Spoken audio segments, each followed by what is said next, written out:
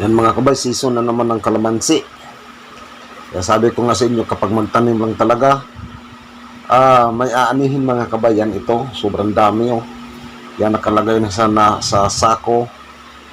Yan, ilang sako na rin yan mga kabay. Tapos i-dispose na yan. Tapos mamaya pupuntahan natin yung nagha-harvest. Sobrang dami yan, pupunta na tayo. Grabe mga kabay. Yan, sobrang dami ng puno ng kalamansi dito. Ito, hindi pa nagbubunga to. May pupuntahan tayo mga kabay yung nagbubunga na, kung saan yung may namimitas. Yan, mega shout out sa lahat ng mga natin, farmers. Yan.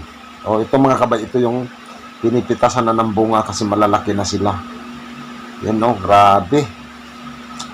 Sulit na sulit mga kabay. Yan yung mga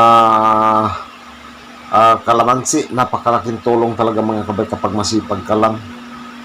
Yan, sana sa